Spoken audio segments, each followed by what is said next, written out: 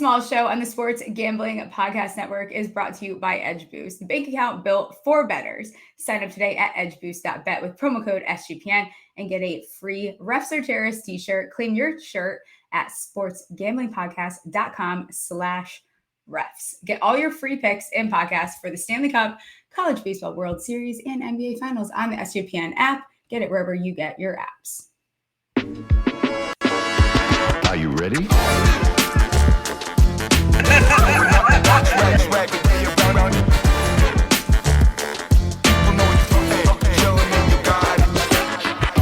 But without further ado, Eli, who seems to write for a ton of sites, he's the co-host of Pack-A-Day podcast.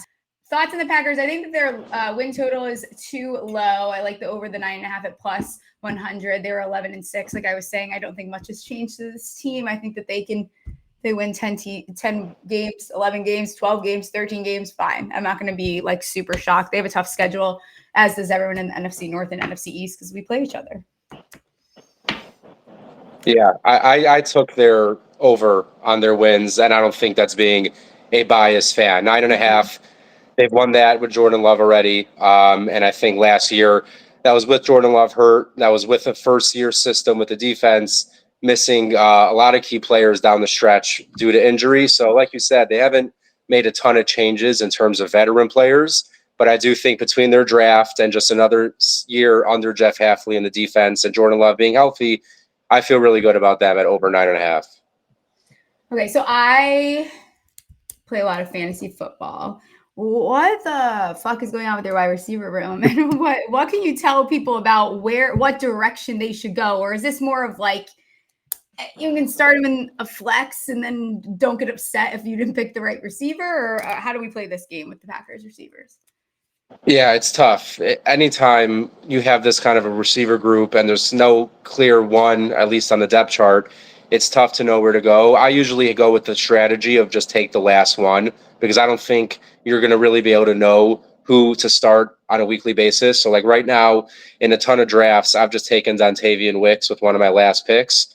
Yeah. And I think he has just as much of a chance as Romeo Doubs or Jaden Reed to be a flex player for your fantasy lineup. Obviously, the hope is Matthew Golden becomes that guy, the first round pick. I think he might need a year to really turn into that number one. But if I were to rank them, at least for fantasy football, I'd probably go with Golden first just because of the upside. And then I would go Reed, Dobbs, Wicks is probably how I would do it. I love Wicks. I love betting on him long as reception. Not that towards the end of the season it wasn't as fun as it was at the beginning of the season, but it was fun for a little bit there. What about the tight end room, like fantasy wise? Is there one over the other? Yeah, I think Tucker Kraft is one of the best values in fantasy at tight end. Like he's going, I think, outside the top 10 or near number 10. And he's someone who last year over 700 yards, 7 touchdowns, and I think he's only going to get better. Last year was his first year really being featured as the starting tight end. So if you want to, with tight end, it's one of those positions where basically either take Brock Bowers or Trey McBride in the first couple rounds, or I'm waiting as long as I can on tight end. And I think you get Tucker Kraft past the 10th round in most drafts.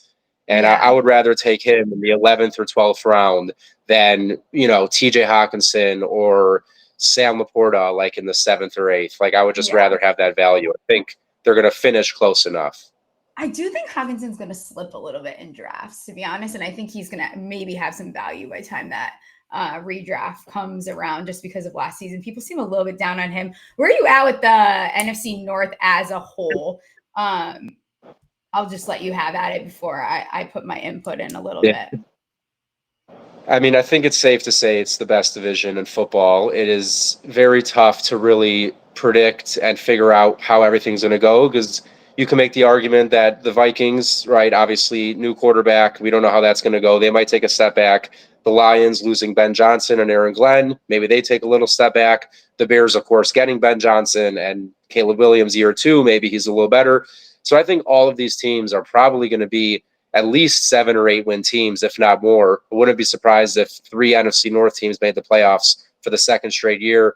So it's going to be really exciting. I think if I had to just take I don't know if it's a bold prediction, but I do think the Vikings take a bit of a step back, and I think, at least for the division title, it's going to come down to the Lions and Packers. I think the Bears could easily be a wild card team, though. Yeah, I guess I'm like, and I was on this ship alone last year. I'm on this ship alone again. I think the Vikings are going to be just fine. Team is too talented, too much talent on that team. KOC is too good. I'm still in on the Vikings this year. I don't foresee them taking a massive step back. I don't think JJ McCarthy has to do much for them to float as they were doing, because Sam Darnold didn't need much. So I'm still in on the Vikings. They're gonna go down with that ship.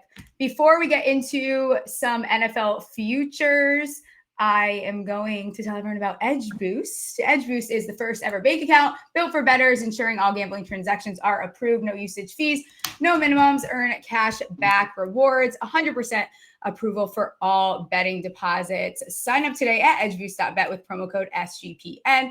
And this is the last week to sign up and get your free Refs Are Terrorists t-shirt. Go to gamblingpodcast.com/refs to claim your free t-shirt. And you guys have heard me talk about Circa a million times. If you have not entered the Circa Ultimate Fantasy Football giveaway, I do not know what you are waiting for. This is for a 12-person league to draft in Vegas. That's where I hold my draft, and be treated like VIPs the entire time. I mean, you get a limo ride to and from the airport, a $5,000 tab for stadium swim, and a hotel stay for you and your 11 league mates. You can do a contest weekend. Come hang with the SGPN crew that will be out there. You can always get 15% off all the Circa properties with promo code SGP15. Enter the Ultimate Fantasy Football Contest for free at sportsgamblingpodcast.com/Circa. An underdog. It is, I said I wasn't doing golf today, but that does not mean that I do not have a underdog pick'em entry for you. This is going to be for round one. It's Hideki lower than 8.5 fairways hit. I can't believe I'm saying this. Morikawa higher than 10.5 fairways hit, and Aaron Rye higher than 10.5 fairways hit. And that is going to get you 6.1x your money. So sign up with Smalls to claim your special pick and first-time deposit offer up to $1,000 in bonus credits. UnderdogFantasy.com, promo code SMALLS. And I know they do season-long stuff over there, so we'll have to do an episode on that. Let me hear one of your first futures that you are high on. All right, so I think we'll start with some of the more tame, normal ones, and then it will get a little strange. But I think Baker Mayfield at plus 135 for 4,000 pass yards is a really solid bet. The Bucs, one of the best offenses in general in football. Baker, both years in Tampa, has that over 4,000 yards. They've, if anything, gotten only better drafting Emeka Egbuka in the first round. Bucky Irving obviously stepping up. Mike Evans, I mean, that's 1,000 yards right there. So Baker just needs 3,000 yards from the rest of his receivers to get this. And between Chris Godwin coming back, Emeka Egbuka, Jalen McMillan, I think he will pass this number pretty easily. Obviously, it's assuming he stays healthy, but that hasn't been an issue for Baker in his career.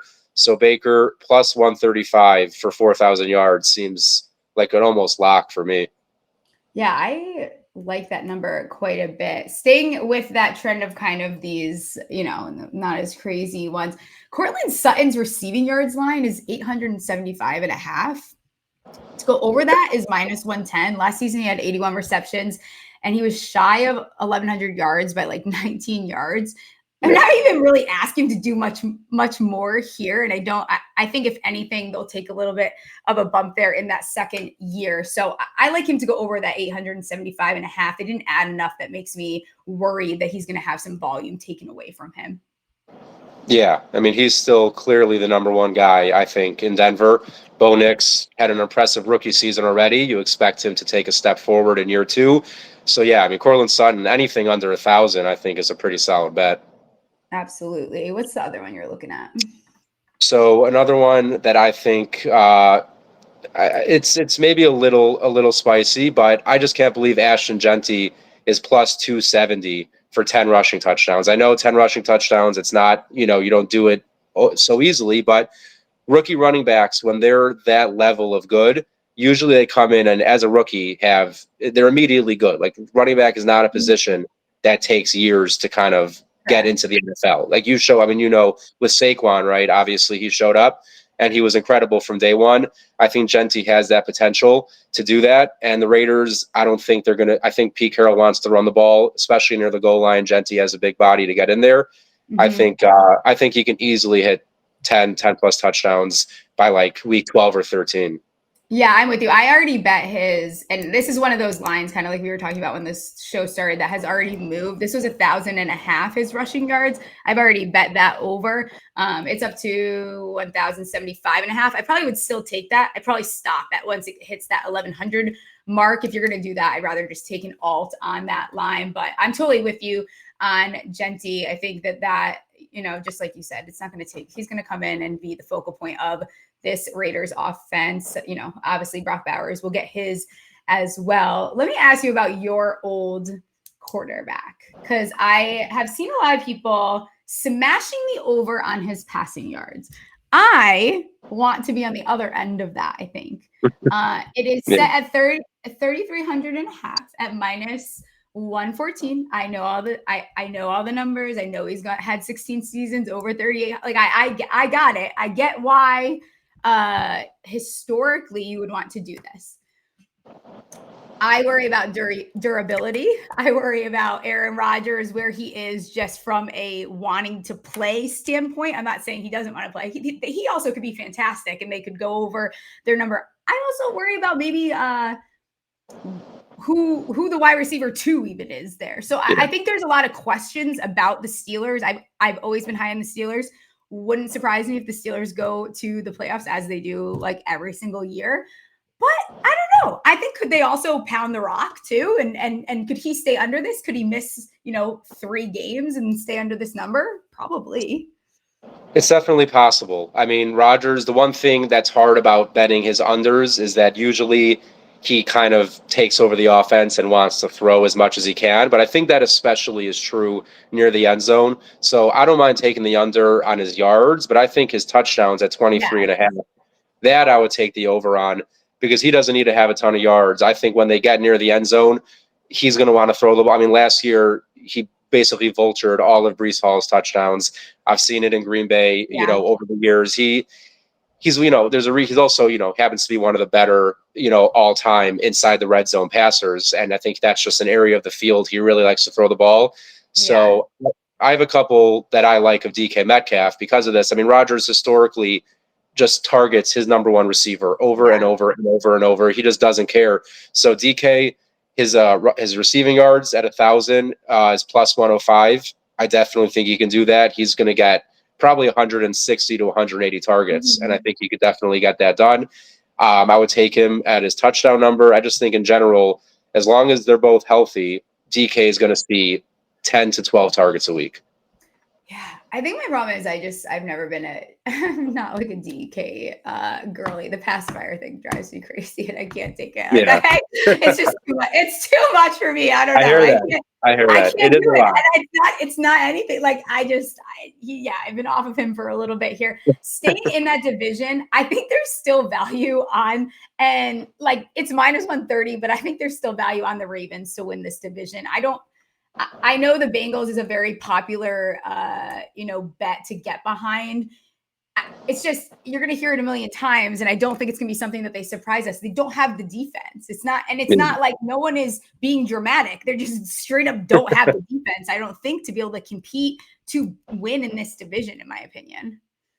Yeah. The Ravens, there's just, unless really not even Joe Burrow, the Bengals defense can become a complete 180 of what it was last year. It's hard to bet against the Ravens. And then even I would say the Ravens, they're minus 110, but the Ravens basically win 12 games every single year under John Harbaugh. It's almost automatic. So over 11.5 wins, minus 110. I still think, like you said, there's good value in that. Like there are very few teams in the NFL that I feel more comfortable betting on than the Ravens. Like Lamar can even miss a game or two, and I still think they could win those games. Yeah, absolutely. And I think if you are a person that is betting like Bengals to win the AFC North, then I hope you also have a ticket on Joe Burrow to win MVP too, because I think that's going to go hand in hand. That's at plus 650. I do think there's value there. They could easily do what they did last year, where Lamar already won, and then they give it to Josh, even though Lamar probably should have, you know what I mean? So it could be a scenario where we're looking at something very similar to that, and then they give it to Burrow, because if the Bengals weren't as bad as they were, maybe we're looking at it, we're having a different conversation there with MVP as well. What else are you looking at here? So switching over to maybe, once we're getting into the awards, I think that's really where I focus on the most, because it's so open-ended, and there's so Bijan Robinson, offensive player of the year, is plus 2,000. To me, that's insane. Bijan Robinson has as good of a chance as anyone in the NFL to lead the league in total yards, touchdowns, all these things. He should not be plus 2,000. So I've already smashed that. I would do it again. I just think there are a lot of value in these awards. But the first one I would start with is Bijan. Yeah, I think what have I even bet in those markets? I don't think I have placed that many awards. What's another award that you have looked at, I guess? Well, sticking, once we're, obviously you are a Giants fan, and I got Malik Nabers at Offensive Player of the Year at plus 5,000. Now it's already down to plus 3,500. Is it likely? Well, of course not, because that's what the odds are, but he's one of the most talented receivers in football. Russell Wilson, assuming he starts most of the season, and maybe if it's Jameis, it might even be better for Nabers, considering what Jameis does for wide receivers. I just think Nabers is going to be a target hog, and he's just so damn good that, I mean, at plus 3,500, I'll take a shot. I'm definitely not too concerned about it. Yeah, I get that players are getting, and I was talking about this because I'm in a dynasty startup draft right now, and I get that the Giants get the knock, and that's fine. I understand why, but they have the best QB situation that they've had in so long, and then they also have this talent in Malik Nabers, and it's not he's just a different specimen. I bet him actually today to have 10 plus receiving touchdowns at plus 225. And I already have his over 7.5 receiving touchdowns at minus 110. He started 13 games last year and had 1,200 plus yards and 7 touchdowns with absolute bozos. And I'm not even that big of a Russell Wilson. I'm not excited to watch Russell Wilson, but I'm excited to watch Nabers, reap the benefit of that. And then if he goes down, you get Jameis. And even if you only get a couple games of Dart, I'm okay with that. I think that Dart can still be functional enough that if it's only 2 games of it, whatever. But I think Malik Nabers' numbers are very interesting. I've already bet him to lead the league in receiving yards. He was only shy of it, of really not that much last year as well. So I am in on a lot of Malik Nabers' numbers. I was looking at Tyrone Tracy's rushing. I'm not quite there, but as far as Nabers goes, I like it. Yeah, there's another one that I think really stood out to me, comeback player of the year, Trevor Lawrence at plus 450. Okay. Now, I've been a big Trevor Lawrence hater for most of his career, but number one, I don't see any clear leading candidate for that award right now. And when you have Brian Thomas and you have Travis Hunter and you have the running back, I just think there's at least a pretty good chance that a quarterback coming back from a major injury with 2 star wide receivers, he can put up 4,000 yards. He could put up 25 to 30 touchdowns. And if he gets the Jaguars to the playoffs, I think he could easily win that award. And plus 450, I thought was pretty solid odds. I do like that number as well. That kind of brings it back to another feature. I haven't bet anything yet, but I was just looking at these today. So the AFC South, I think that there's probably value on another team other than the Texans to win that division. And if we believe that the Jags are going to find success, we know how this division rolls. They're plus 300 to win that division. And I think there's value on that right there. Yeah, I actually had that written down. I think that is a really solid one. And then going to the NFC South, another division that's just totally unpredictable and not very good. I think the Falcons at plus 230, it's interesting. If Michael Penix, the last few games of last year, if that is actually who he is, I think they could easily at least compete with the Bucs. And it's not like the Bucs are some, automatic 10 to 12 win team that's just going to dominate the division. So I think the Falcons at plus 230 are kind of interesting there for the NFC South. Yeah, absolutely. I think even from a fantasy perspective, from a lot of the betting markets, Drake London, Bijan, Penix, all 3 of those are very intriguing intriguing players to me as far as like betting wise, because again, like I'm watching in fantasy, Drake London is very undervalued for some reason, is not going nearly as high as he should be, which I'm fine with because he keeps falling to me in rounds that he should not be available. And I don't think we've seen the peak of what we're going to get from Bijan. So that team could be really fun. It could be a disaster. They could be one of those teams that just lose in the final 10 minutes every single week. But I also think that the upside there with that offense is very exciting. So I think both of those, and we know AFC, NFC South, we get this every single year where it's either like there's one on top that's good, and then the rest of them, they kind of just beat up on each other all year.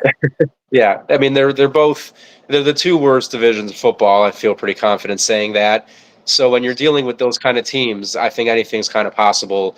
And yeah, I think both the Falcons and the Jags have at least better chance than the other three teams that are trailing the current leader in that division. So I like those guys. Absolutely. And then before I have you give me one more of them, staying kind of on one of those divisions. So I was looking today at the fewest wins market. Okay. And there is a number, and I know I'm going to piss people off again, and that's fine. I do think there's a world that the Titans have the fewest wins at 12-1. Their O-line is very suspect. Like their roster is low-key cheeks. Like everyone is expecting like a Jaden Daniels type of bump without like the pieces that Jaden Daniels even really had is the thing. And I don't think I compared the two of them on even the same, game-changing ability. Do I think that Cam can get there? Yeah, but also you got to give the kids some weapons. He's got Tyler Lockett, Ridley, and Van Jefferson and Chigaquan. Like what the fuck are you going to do? I get it. Like he's probably going to look great, but 12-1, I get it. Cause you look at the teams ahead of them. And I think the Giants very much at plus 600 are very good value too, but like Jets plus 800. Okay. Also kind of there. Saints plus 425 and Browns plus 400. I think the Browns are going to sneak out wins. Like I'm not totally convinced that that's going to be like a complete shit show the way that a lot of people do, but I think there might be value here on the Titans at 12-1. Oh, 100%. I mean, like you said, I don't even think it's low key cheeks. I think it's just cheeks. It's like very high key cheeks. Like I just don't. I'm not saying it's nothing on Cam Ward. I just don't think that they're ready for him. Like if your clear head and shoulders best target is Calvin Ridley, who we all know is good for 3 huge games a year and then 12 games where he basically does nothing. Like that's not an offense. Their running game is aging Tony Pollard and Tajay Spears, who's not, really doing all that much. Tyler Lockett was like their big free agent signing, and Van Jeff, Akine, who was low key, like kind of a nice piece to have. Yeah, at least he was catching touchdowns last year. I mean, at a certain point, I don't know if you did this, but like after his 3rd or 4th straight week of catching touchdowns, and I just had to stop doubting it and bet on him every week for anytime touchdown. His reception was set like 16 and a half for a bunch of weeks. 17 and a half the line was, and he's getting 20, 21 every single week until they got smart. But yeah, I don't know about this Titans, like just the roster alone. I've seen this story before where a team brings in like a great quarterback with the 101 and then it just doesn't go as planned. Yeah. That's the more likely outcome than what we got with Jaden Daniels last year. For sure. Yeah. And then let's be real. I think Cam Ward could have a good future in the NFL, but I wouldn't consider him as like a clearly NFL ready prospect. And it's a bad roster. The defense is really not any much better than the offense. Right. If Cam Ward struggles coming out, they could easily be a 3 or 4 win team. Like that, we've seen plenty of 100%. First overall quarterbacks go out there and just kind of suck year one. It doesn't mean his whole career will be bad, but they have not given him a team that they can really expect to succeed with right now. Yeah, absolutely. Why don't you give me another future here? So, all right, this is kind of a fun. We got to talk about the Protector of the Year, right? A new award, never been done before. I haven't looked at the odds yet. Okay, I'm glad we're doing this. Okay. Yeah. So I've only been able to find the odds on Bet Online. So maybe not your most popular out there, and maybe I'm being biased, but Zach Tom, Packers right tackle, has been one of the best tackles in the league since he came into the NFL. And he's plus 5,000 right now to win, which to me is just insane. Like, sure, there are some other tackles that I think are obviously higher on the list, but he's someone that, I mean, he doesn't give up sacks. He rarely gives up pressures, very few penalties. I think if he goes next year and does what he does, and one or two of those other tackles either take a step back, maybe one gets hurt, I think at plus 5,000, it's definitely worth throwing a couple bucks at. Who else is around him there? Where did you even see those? Are they on DraftKings? No, it's on Bet Online. Okay. So I saw, I mean, like obviously, you know, Lane Johnson near the top. It's obviously, it has to be a playoff team. Like, I think that has to be one of the things. It has to be a playoff team. It has to be a quarterback that doesn't take a lot of sacks because they're going to knock them for that. But yeah, I think you're onto something. I bet that's got to be a market that we can find a lot of value. And I think you're on something there. No, I think you got to take a tackle. So like Jordan Mailata maybe on the Eagles, or I doubt Trent Williams at this point, a bit old, Christian Darrisaw, whatever. There is a lot of value in that award. And I also think that betting sites, because it's a new award, they're not going to have like those lines that are so sharp like all the other ones there. It's going to kind of be the first year. It's going to kind of be up in the air. And I think you could take advantage of that. Yeah, I think you're definitely onto something there. Before we finish up on these, you've heard us talk about Rhythm before, and they just dropped a game-changing feature called Power Trends. These are AI-detected patterns where Rhythm's model has consistently won and has a high ROI. Think a strikeout prop that wins 59% of the time when the line and win probability hit a certain range. Power Trends are updated daily and exclusive to Rhythm. No touts, no noise, just clean data-backed bets. Download the Rhythm app, check out Power Trends, and start betting smarter. You know, we will be. I told you guys last time, I use the AI Caddy to bet live hole props. US Open is going to be so much fun to bet the live hole props. Please check it out. It's fantastic. I'm going to give you one of their long dog plays because he rated out well for me in my model. Kanaya to finish top 10, 25-1. I think he's a good top 20 bet as well. Get your free 7-day trial at sportsgamblingpodcast.com/rhythm. We're brought to you by mybookie.ag. MyBookie is your place to bet on every sport, including the NBA Finals and Stanley Cup. MyBookie accepts customers from a ton of locations, easy deposit, and lightning fast payouts. We did very well on this during every major, knock on wood. Here are some bets that I like for tomorrow. Top 10 after round 1, Shane Lowry plus 500. Jordan Spieth, top 20 round 1 plus 300. Aaron Rye as well, top 20 plus 350. And Scotty Scheffler minus 120, ridiculous number for him to come in the top 20 tomorrow. Head to mybookie.ag. Promo code SMALLS for a 100% deposit match up to $1,000. Terms and conditions apply. We'll start wrapping up here with some of these. What's another futures? Do you have another one that's written down? Yeah, I've got a couple more. I think even looking at Ashton Jeanty, I know we talked about him already, but it's maybe a bit rare for a rookie running back to win Offensive Player of the Year. But at plus 6,000 on DraftKings, I'll take that bet. I mean, there's no reason why he couldn't. I think he can have 1,500 yards and 15 total touchdowns. So at plus 6,000, I'll take a little shot on that. And then jumping to Defensive Rookie of the Year, Will Johnson just fell all the way down the draft into the second round.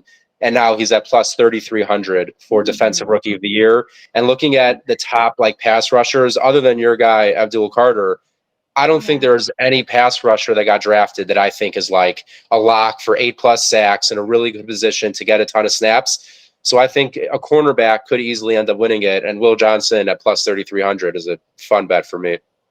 Yeah, and Abdul also like, and not to brag, but it's kind of a crowded room. Like we have a very stacked little defense going on there. So I could see Abdul maybe not he will feast, but maybe not feast as much just because he has the luxury of splitting some of the work with some other guys on that team. Yeah, that Giants front four could easily be the best in football, which I just hate the thought of that. Not my favorite. I hate it too. I don't want us to be I don't want us to sneak out wins, which I think could happen. But that brings me to the NFC East does not repeat winners. Yeah. If that's the case, then is Commanders the bet to like, is that the bet to place? Or people like maybe the Cowboys just turn it around? I'm not going to lie. I have way too many Cowboy bets on my list right now, including Dak Prescott, because you're right. I mean, they're generally a good team. Like when Dak is not hurt, they usually end up winning 10 plus games. Dak usually puts up huge numbers. CeeDee Lamb obviously puts up huge numbers. So I do think it's worth, what are they at? Like plus 400 or 500 over there for Yeah, the something division? along that Yeah. realm. Yeah, so those are pretty solid odds. But then I brought up Trevor Lawrence for comeback player of the year, but Dak at plus 300. I I like that think, number, I think. yeah, I just think he could easily, if he stays healthy, I would expect him to throw for 4,200 plus yards, 30 plus touchdowns, and I think that would kind of be a shoe-in to win that award. And then CeeDee Lamb, I would just take most of his lines. I just think he's so good. He gets all the targets. George Pickens, I'm not overly concerned about George Pickens being there. So I do think the Cowboys, there's going to be a lot of value in Cowboys players because the lines are way down on all of them. Yeah, I see Trevor saying, but who's running the ball for them? There's two things that bother me about the Cowboys three, because one, they're the Cowboys. Two, historically, the one thing that when they have been good is they have a good run game. I don't know that they're going to have a good run game again. That makes me a little bit nervous, and their O-line makes me a little bit nervous. But I do think we're a little bit too low on. I am not even going to say it. It like feels gross to say. It feels icky, but I think I haven't looked too much into them, and maybe we'll do it later on closer to the season. But I think there's probably value in some exacta finishing order for the NFC East because of the way that division rolls. Staying in that division, like Saquon, my dear Saquon, I love you, Saquon. This is not. But like under his rushing yards still is a little bit tempting here. Terrell pointed this out to me. Terrell is part of the SGPN network as well. So in 2018, he had 352 touches. The next year, he had a grade 3 ankle sprain week 3. 2022, 352 touches. Again, next year, grade 2 ankle sprain week 2. This year, he had 378. So I'm not saying he's going to get massively hurt. Is he going to miss a little bit of time? I think there's value just because of the usage that he had. I think taking the under 1450.5, which is a very, very high line at minus 110 is worth like, a half a unit bet. Yeah, it's anytime. I think there's a history actually to this, like 2,000-yard rushers, players who've gotten over 400 touches, with including the playoffs. He had well over 400 touches. Yeah. They almost always have a pretty serious regression the next year, and even if they were to stay healthy. But like you said, all it would take is Saquon missing 2 or 3 games, and you're going to probably clear this line really easily. And even if he plays every game, 1450, like you said, that's an insanely high over/under. So if his efficiency just takes a little bit of a dip, I think that's a pretty solid bet. Yeah, and I'm not doubting that the Eagles are.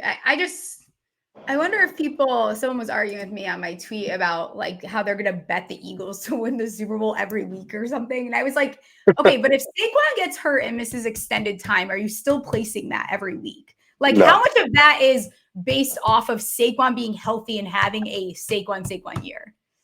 I think a huge part, like a massive portion of it, because I like Jalen Hurts, but no, without Saquon, I don't think they're a Super Bowl winning team. Yeah. I think I'm with you on that. Let's see what else I had on here. I think I might have gotten through most of the ones I had. I don't know why I'm warming up to the Broncos, because I've been quite a Broncos hater, especially for everyone that listens to the show. I think it's whatever my issues are with Sean Payton. I'm not a Sean Payton fan at all. But there might be a little bit of value on them to win that division. I don't know that I'm putting like a half a unit on it, but it might be something I'm sprinkling. I'm still warming up to that idea. Have I done it yet? No. But I do think why I hesitate is I think Bo Nix is probably a bigger candidate for that sophomore slump than a lot of the other guys, just because of how they utilized him last year. Yeah, I got to be honest. I was not a big Bo Nix guy, like going into the draft. I wasn't a huge believer. I think last year he kind of surprised me and probably surprised a lot of other people. So he surprised me. Yeah, it certainly would not be out of the realm of possibility for him to just take a pretty big step back, and them just kind of not being that great. But I do think, like the Chiefs, they eventually have to not win the division. You can't just win the division. Yeah, For, I think they've won it 8 straight years. It's almost yeah. becoming like aggressive. It's like you got to not win the division at least once. Like it's too much. So if someone does it, I kind of believe more though in the Broncos and the Chargers. I feel like the Chargers could have the best roster in the NFL, and they will always find a way to shit their pants. Like every other week, they'll be up by 21 going into the fourth, and they'll just lose because the Chargers are probably the most cursed team in all of football, maybe in all of sports. I've never seen a team lose games the way the Chargers lose games over the years. So I hear you on that with the Broncos. And then the last one I would say that I liked a lot. Where did it go? Oh, so this is kind of a fun one, but the Steelers, like you said, they always make the playoffs, and then they always lose in the wild card round. So the Steelers to lose in the wild card round is plus 310 right now. Oh, that is good value right there. Yeah, that's that. I saw that and I was like, smash that because. Okay, hold on. What is the Vikings and the Cowboys? I wonder what that number is. I bet the Vikings is a nice number because for them to make the playoffs is even plus money. Yeah, Sorry, well, let's see. We've got no, you're good. The Vikings right here are to lose in the wild card round plus 370. So that's pretty solid. I can definitely see that. And what was the other team? The Cowboys. The Cowboys, they're going to probably even be, they're plus 420 to lose in the wild card round. That's a smash because it's like Cowboys make the playoffs, guaranteed to lose no matter who they play, and plus 420. I like those odds. That was very interesting. I like that. I saw that market and didn't get to click into it. I have two more that I have before I let you get out of here. I know I took a little bit more of your time than I told you I would. 49ers over 10.5 wins. I'm going to say it again. They are absolutely cooked if they do not go over this number because that schedule is a joke. So if they do not, like 49ers, get ready for like a nice little reset because you guys are cooked. That's how I feel. I feel pretty strongly like plus 120. I think they can get it together. I think they have enough pieces to still pull out 11 wins with this schedule because it's, I don't know if you've looked at it, but it is goofy. Like they play clown after clown after clown.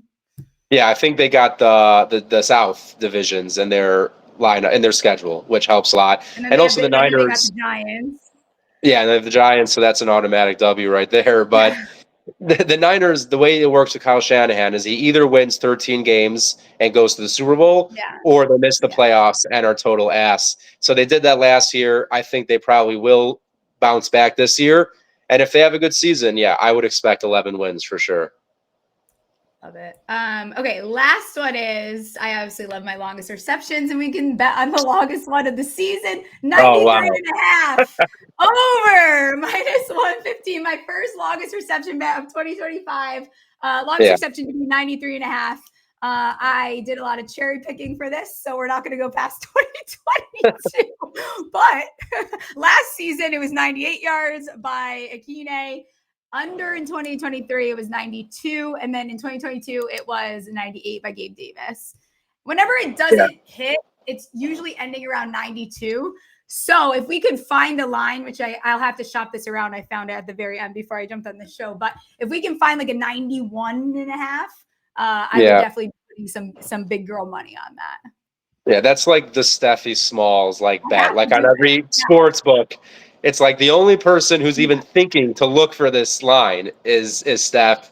So the longest reception, I got to be honest, I'm sure your influence played into it. By the end of last year, it was like every guy like, oh, he's for sure going to do it. Like, why wouldn't he do it? And then all of a sudden you realize you have a parlay with like 4 guys on the same team to all hit their over. And it's like, okay, wait, you got to calm down. This is not all going to happen. But they're fun. They're just fun bets because all it takes is just one play. Sometimes, I've done some of those where in the first quarter you hit 2 or 3 and you hit a parlay, and it's just I get pissed when they get too early. I'm like, what the fuck? I was supposed to get through at least the third, and it's like 2 minutes into the game, and you're already down a bunch of bets. It's like I'm trying to sweat this out over here, and you already ruined it for me. Yeah. And then I started live betting them because then you can get like 9 and you can get out of control with them. Obviously, I can't wait for NFL season. Do you have any hot takes for this season before I let you get out of here? Anything that you feel like you're going against the grain from others? That is a good question. It's okay if you don't. No, there are two teams that I feel like could surprise, and they're actually both in the NFC West, and it's the Cardinals and the Seahawks. I feel like they're kind of like sneaky. They're always like I agree with the decent. Seahawks. They're decent teams. The Cardinals, it's a tougher sell. I'm not gonna lie, it's a tougher sell. Yeah. I'm just kind of a little bit of a sucker. Like I kind of always think that Kyler Murray's gonna turn it I around, love and then he that. never actually does. Yeah. So I'm giving him one more year. Marvin Okay. Harrison year two. Trey McBride is an absolute stud. They still have a good enough running game. I think that could surprise and do pretty. Maybe at least one of them sneaks into the playoffs. I love it. I'm so in on that. I feel like I am like a crack addict when it comes to Kyler Murray. So I need to like stay in remission this year because I have done it way too many times. I did just take Marvin in my startup. But yeah, I need to take a little bit of a break there. I do think the Seahawks, even JSN's like to lead the league in receiving yards is an interesting number. Like I'm going to play around with a lot of JSN stuff, I think, this year because Sam Darnold's like supported Addison and Justin Jefferson just fine. A lot of that probably is coaching and the team that they had, but I do think Sam Darnold can replicate at least some of that. It might not look that pretty, but yeah, Seahawks are definitely an interesting team. Why don't you let everyone know where they can find you, what you're working on, how to listen to the pod? Yeah, so first off, I just have to apologize again. Very unprofessional, and I don't know what was happening with my laptop, but I'm happy I figured it out. But yeah, as you can see under my name over there on Twitter at Book of Eli _NFL is where you'll find all of my work. But every weekend, for any Packer fans out there, co-host on the Pack a Day podcast, which I'm sure if you're watching this and you're a Packer fan, you already listened to the Pack a Day podcast. And then my writing over at PackerReport.com. But again, Steph, appreciate it. And hopefully, we can do it again before the season, revisit some of these futures.